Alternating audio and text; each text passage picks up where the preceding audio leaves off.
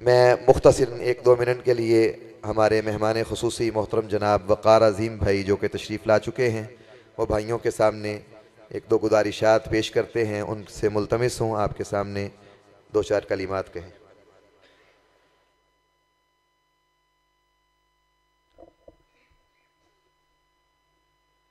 السلام علیکم ورحمۃ اللہ وبرکاتہ۔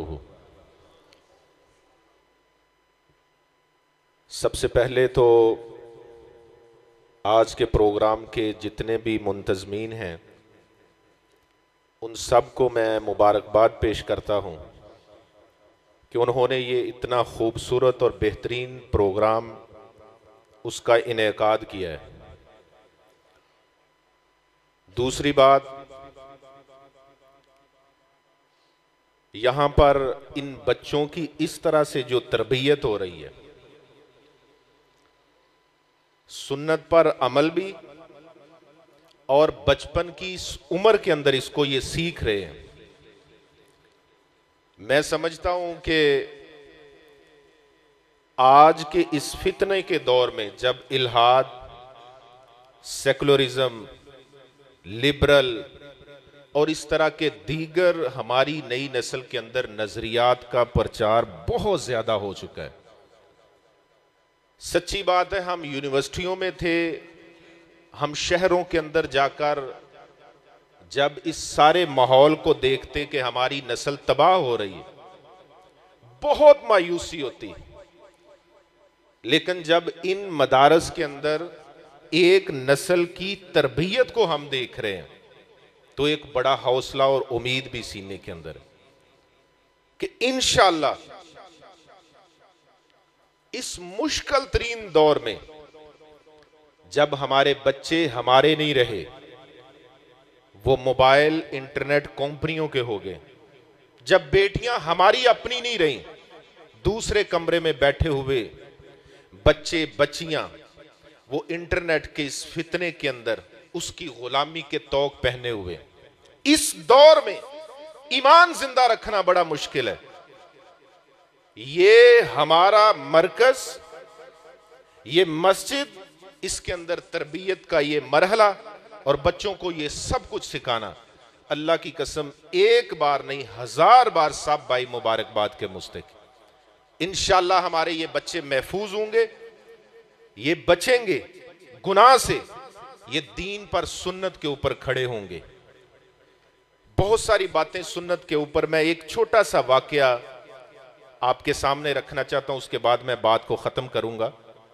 ہمارے ان بچوں کی دین سے محبت، نسبت، پھر اسی سنت کے ذریعے اللہ کے نبی کے ساتھ جب محبت پیدا ہوگی تو کوئی دنیا کا فتنہ ان کے اوپر کام نہیں کرے گا۔ سعودی عرب کا ایک بچہ، وہ سیرت النبی صلی اللہ علیہ وآلہ وسلم کا نصاب پڑھ رہا ہے، تو اب بچے کو علم نہیں ہے کہ میں اللہ کے نبی صلی اللہ علیہ وآلہ وسلم کی سیرت پر جس شخصیت کا مطالعہ کر رہا ہوں وہ شخصیت ابھی اس وقت دنیا میں موجود نہیں ہے۔ وہ اللہ کے نبی کے حلم کو، رحمت کو، شفقت کو، غریبوں، یتیموں، بیواؤں، مسکینوں، ناداروں کے ساتھ معاملات کو، تعلقات کو، نبی کے اخلاق کو، ان ساری خوبیوں کو جب وہ بچہ سیرت کے موضوع میں مطالعے سے گزر رہا ہے تو اتنی اس کی اللہ کے نبی سے محبت بڑھ گئی، اس کے دل میں شوق پیدا ہوا کہ یہ مدینے میں رہنے والا شخص ہے، مجھے جب فرصت ملی یا کچھ بڑا ہوا تو میں اس شخص سے ملنے جاؤں گا۔ آپ تصور کریں کہ وہ کتنا اس کے دل کے اندر، اس بچے کے دل کے اندر اللہ کے نبی سے محبت پیدا ہوئی۔ جب اس نے یہ آخری سبق پڑھا، اس کے استاد نے پڑھایا یا خود اس نے پڑھا کہ اللہ کے نبی صلی اللہ علیہ وآلہ وسلم 63 برس کی عمر میں انتقال فرما گئے، رحلت فرما گئے، دنیا سے رخصت ہو گئے۔ بچہ زاروں قطار رو رہا ہے، ہچکیاں بندھی ہوئی ہیں۔ اس کا استاد، اس کے دوست فیلو اس سے پوچھتے ہیں، بھائی بیٹا کیا ہوا ہے؟ کہتا ہے اتنا خوبصورت یہ انسان، اس کی خوبیاں میں نے لوگوں میں تلاش کی، کسی میں موجود نہیں ہے، میرے دل میں شوق تھا کہ میں ان سے ملاقات کروں گا، یہ تو دنیا سے رخصت ہو گئے۔ وہ تڑپ رہا ہے، اس کے سینے میں محبت راغب ہو گئی ہے۔ یہ شوق، یہ محبت کا یہ عالم انشاءاللہ یہ دین کے مدارس اپنے ان بچوں کے اندر دے رہے ہیں. انشاءاللہ یہ سارے گناہوں سے بچیں گے, سنت کے ساتھ تمسک کریں گے.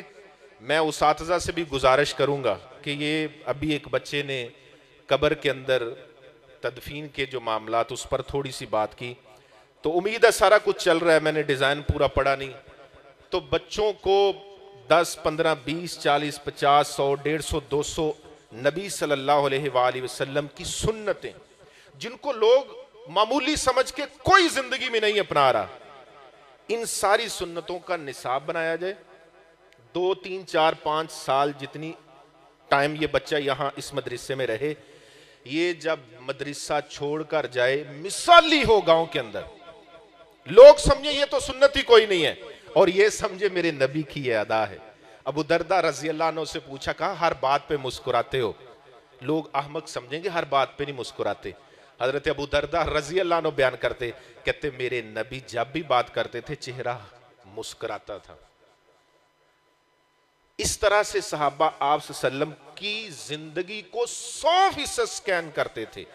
آخری بات کر کے میں اپنی بات کو ختم کر رہا ہوں. پچھلے دنوں میں جمعہ سن رہا تھا, علماء کی مجلس میں دین سیکھتے ہیں.